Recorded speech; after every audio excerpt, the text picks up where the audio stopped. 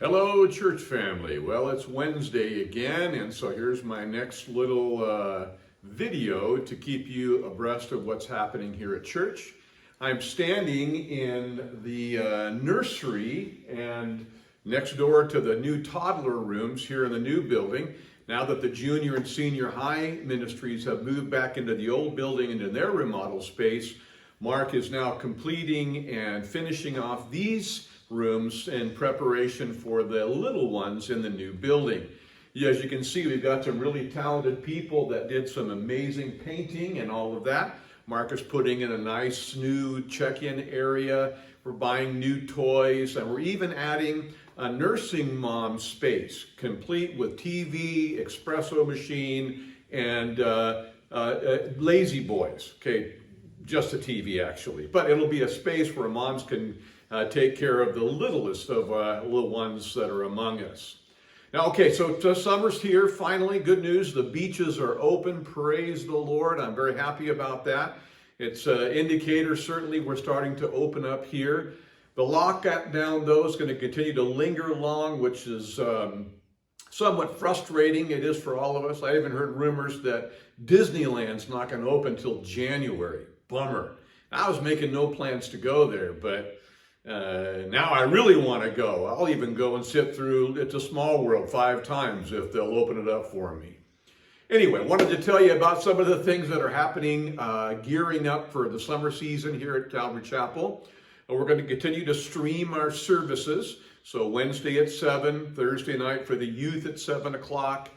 Sunday morning now has 2 services. Remember, now at 8:30 and 10:30, we'll be streaming our Sunday services there. This weekend, we're returning to Revelation 21, where we'll be doing part 2 of our little series on our new life in heaven, talking about our life there in eternity.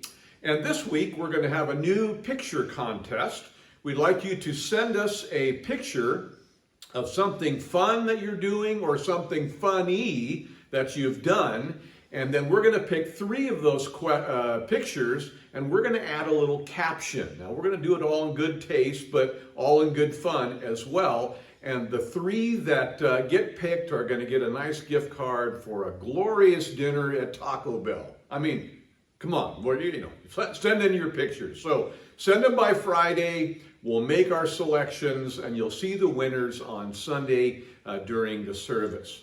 Also, as summer nears, we are going to have home fellowships like we normally do, but they're going to begin virtually this year. So they usually go from June until August. So details will be coming up Wednesday night, and then this Sunday, and on the website, how you can join an online small group for the beginning of the season. So there'll be men's groups, women's groups, couples groups. Probably most will be discussion format, either sermon-based or maybe studying through the book of the Bible or a great Christian book. But it's a great way for you to get connected, stay connected, and then when things open up, we can actually meet together in small groups.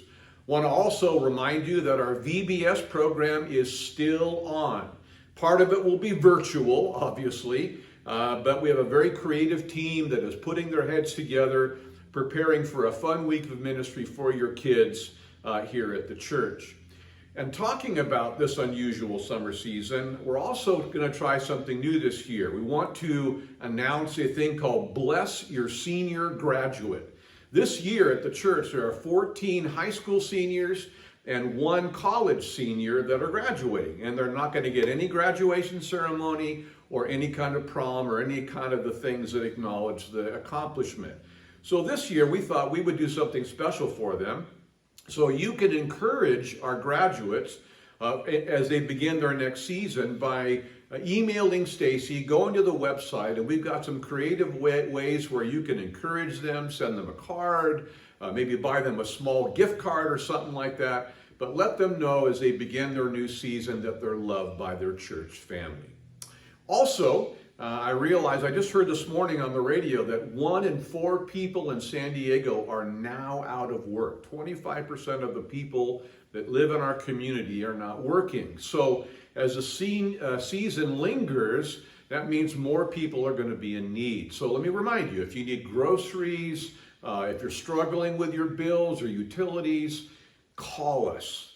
Reach out to us. We have some resources. If you need to speak to a pastor, you're struggling. Sometimes these kinds of lockdown circumstances can press issues at home. If you just need prayer, the pastoral staff is here. And let me also add, if you're somebody who's in good shape financially and you have a heart to help other people, you can contact Stacy. We're compiling a list of benevolence believers, if you will, people that we can connect those who are in need with, and you can have a practical way to help your brothers and sisters. Finally, let me give you a quick dose of perspective. You know, it made me, the season of lockdown and isolation made me kind of relook again at the Bible, at the Old and New Testament, and turns out there was a lot of the Bible was written during a season of lockdown and timeout. For example, John the Apostle was on the island of Patmos in lockdown, in a prison colony, and it was there under lockdown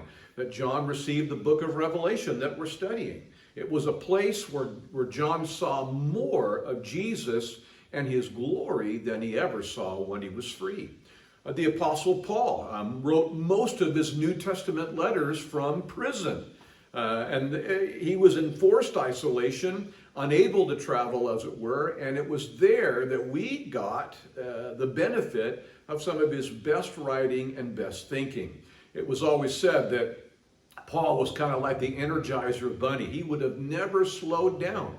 So God put him in time out and then put a pen in his hand, and God sovereignly produced some of the most important things the church will ever have, because Paul was in lockdown. John the Baptist, another good example. He was in the wilderness, and when in the wilderness in isolation, that's when he heard the voice of the Father, received the information about the call of God on his life, and he saw and understood that Jesus was the promised Messiah. It's also true in the Old Testament. Lockdown was also a place where others received much revelation. Elijah was forced into a cave and hiding, being chased by Jezebel, but it was there in that cave by himself that he heard the small, still voice of the Lord. And by the way, that voice he heard was a voice of correction. Elijah had gotten some things out of whack and out of perspective, and God set him straight. Maybe that's what God's doing in our lives. There are some things that God is correcting and putting in proper perspective in our days of lockdown. And then, of course, I thought maybe, what about Daniel's three friends, Meshach, Shadrach, and Abednego? They got tossed into a fiery furnace, but it was in that fiery difficulty that they saw the fourth person in that fire, and many believe it was actually Jesus showing up in the fire. It was there that they met him, that he preserved them, and then when they came out of that fire, they were an incredible testimony. My point is simply this: in time out, forced isolation is not an unusual situation for believers. There are times that God will sometimes put us in time out, but there's always a grander purpose in it.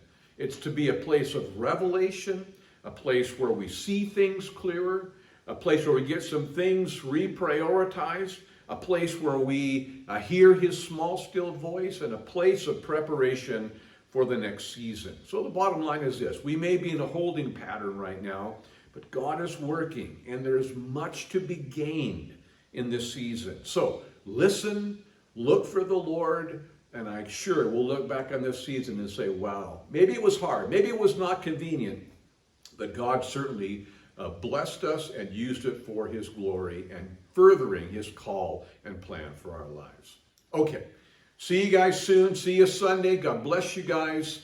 We'll see you in the building soon.